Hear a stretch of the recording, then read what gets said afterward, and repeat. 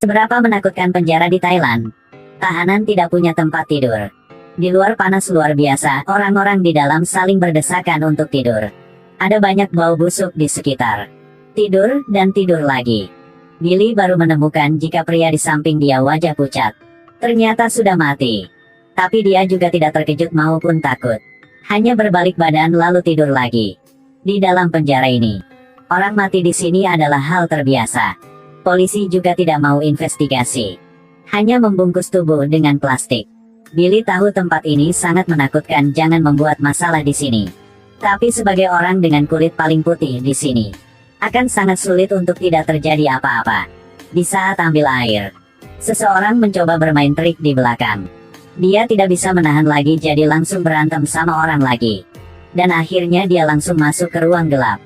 Ruangan yang tidak berbeda apa dengan tempat untuk anjing tinggal. Setelah berlutut selama 3 hari, dia bisa keluar juga. Terkunci di ruang kriminal. Ini adalah ruangan penjara yang mengunci orang-orang paling kejam di sini. Billy juga hanya orang biasa. Dan dia adalah orang yang paling bersih di sini. Orang baru harus laporan. Cepat diberi pelajaran. Semuanya mengepung Billy. Naik ke badan dia. Memaksa dia melakukan push up. Ini masih beruntung. Orang kurus ini baru menyedihkan. Hari kedua, menemukan dia bunuh diri dengan cara digantung. Polisi datang untuk menangani tubuh lagi. Mereka tanpa rasa. Seolah-olah seperti sedang merawat ayam. Penjahat berbahaya melihat Billy. Sepertinya sedang mengatakan bahwa orang berikutnya adalah kau. Dalam keadaan yang begitu keras, Billy hidup dalam ketakutan setiap hari. Hari itu dia datang ke ruang klinik. Ingin minta analgesik. Tapi pengawasnya bilang, obat di sini gratis untuk orang lain. Tetapi orang asing harus bayar. Menghadapi stigma ini, Billy tidak bisa menahan diri lagi. Dalam berapa detik, bertarung dengan 3 penjaga penjara. Apalagi menggigit leher satu sipir. Seperti hewan liar. Tapi tidak lama setelah itu, sipir lain berhasil pegang dia. Lalu mulai memukul dia, tidak mau berhenti. Setelah selesai memukul, langsung dibawa pergi. Lempar ke ruangan yang tidak orang. Tidak tahu butuh waktu berapa lama. Luka punya Billy baru sembuh. Dia memakai rantai berat di kakinya. Dibawa ke ruang kriminal. Karena kejadian itu, para kriminal lebih menghargai Billy. Mereka tidak mengganggu dia lagi. Tapi karena tidak terisolasi, jadi dia sudah ikuti penjahat yang lain. Setiap hari berbuat yang aneh. Sampai malam itu, 3 tahanan bersama membuat tubuh mereka menjadi tangga. Lalu naik ke atap. Mengambil baling-baling. Bukan karena mereka ingin melarikan diri dari penjara. Tapi ingin membunuh orang. 2 jam kemudian, para sipir datang. Suruh semua tahanan bangun. Lalu bawa ke ruangan ini untuk pemeriksaan. Karena ada 3 sipir telah dibunuh. Dan senjatanya adalah baling-baling yang patah. Sipir tidak dapat menemukan pembunuhnya. Jadi hanya bisa memilih 1 penjahat untuk dibawa pergi.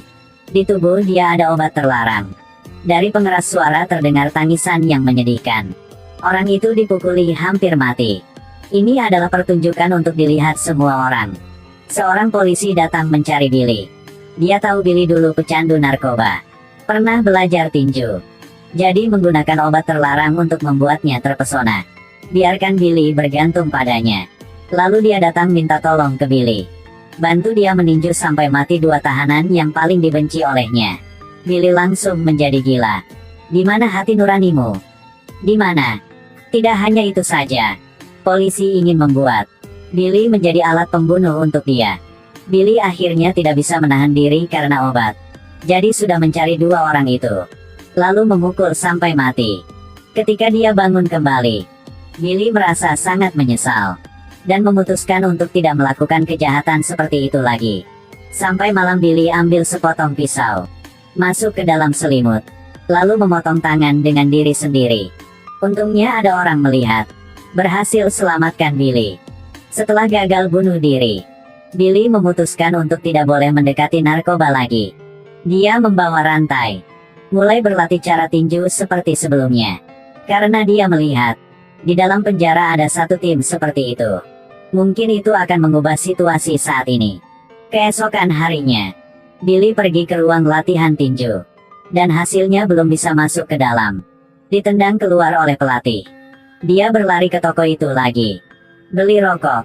Lalu menggunakan rokok itu sebagai fee masuk ke pintu. Baru boleh masuk ke dalam. Pelatih tidak ada niat untuk ajarin Billy. Dia mencari seseorang dengan pengalaman untuk bertarung dengan Billy. Karena dia ingin Billy akan menyerah. Seperti yang diharapkan, baru masuk Billy dipaksa ke sudut halaman. Dipukuli tanpa henti. Wajah bengkak dan balik ke penjara. Semua penjahat mendengar dia latihan ninju. Lalu semua tertawa terbahak-bahak. Ini semua adalah orang-orang yang bejat. Mereka tidak akan mengerti mengapa Billy berusaha sangat keras seperti itu. Dia terus berlatih. Tidak ada yang ngajarin dia. Hanya pukulan terus-menerus ke arah karung pasir. Kekuatan dia menarik perhatian yang lain. Saat istirahat, semua mulai bahas tentang Billy. Sampai pelatih juga berubah karena profesionalitas itu. Mulailah mengajarinya dengan hati-hati.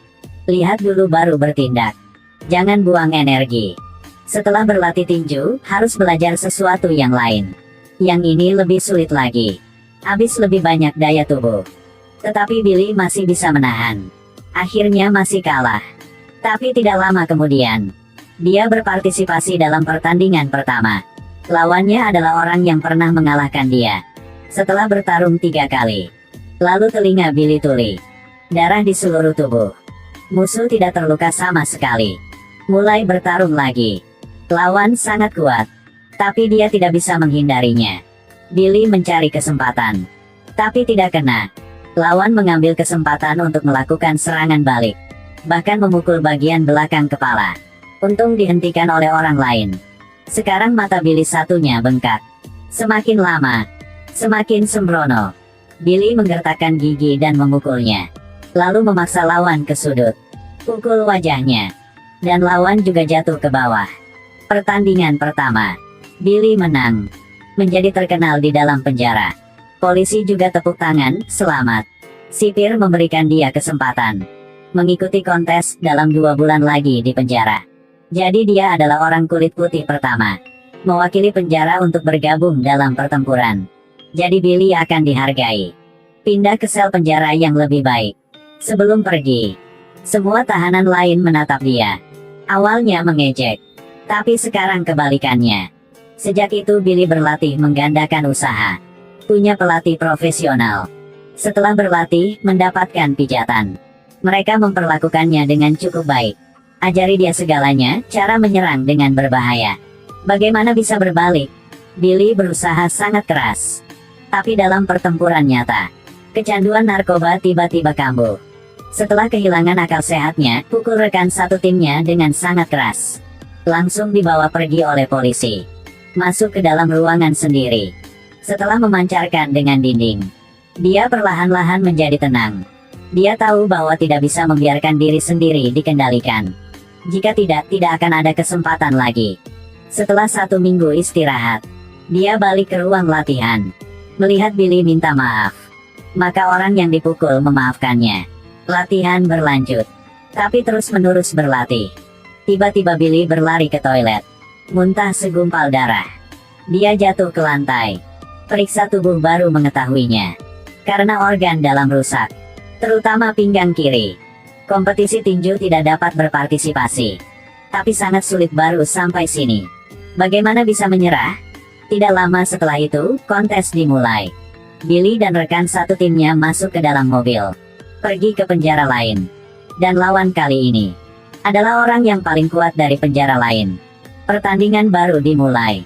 Lalu mulai bertarung beneran. Billy tidak mau dirobohkan. Tapi dipukul keras di pinggang. Terjadinya kembali luka pinggang. Membuat dia merasakan sakit yang tak tertahankan. Tapi Billy menahan rasa sakit dan berdiri. Musuh tahu bahwa Billy terluka. Berulang kali memukul pinggang kiri. Dia hanya bisa memeluk lawannya. Lalu perpanjang waktunya. Permainan akhirnya berakhir. Billy mendapat kesempatan untuk bernafas.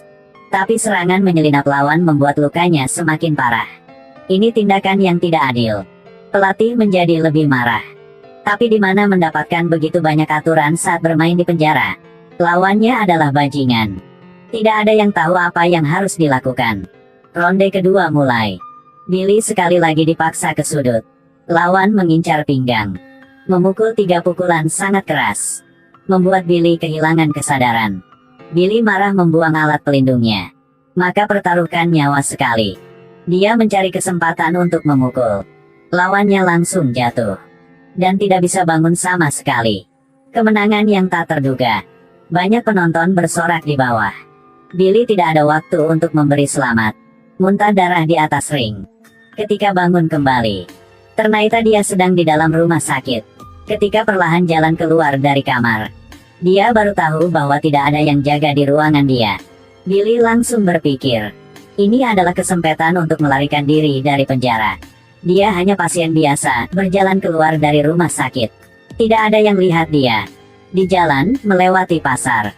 Tapi terus jalan seperti ini. Akhirnya dia juga berhenti.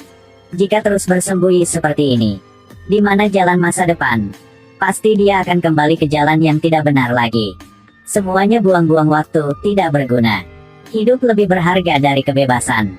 Dia memutuskan sendirian balik ke rumah sakit, lalu diantar balik ke penjara. Tidak lama kemudian seseorang datang untuk memantau. Itu adalah ayah dia yang pernah tinggalkan dia. Pada momen ini, dia tahu dia membuat keputusan yang bijaksana. Ini adalah kisah nyata. Ayah yang muncul adalah ayah yang sebenarnya. Nama dia adalah Limor. Awalnya preman di Inggris, tapi jadi kecanduan narkoba di Thailand. Jadi dia dibawa ke penjara. Apalagi menggunakan kekerasan yang mengerikan. Kehidupan Billy awalnya seperti penjahat lainnya. Busuk di dalam penjara. Tapi dia mengambil kesempatan untuk hidup kembali. Gunakan kemauan dia untuk menaklukkan diri sendiri. 3 tahun kemudian, Billy dibebaskan. Memulai kehidupan baru.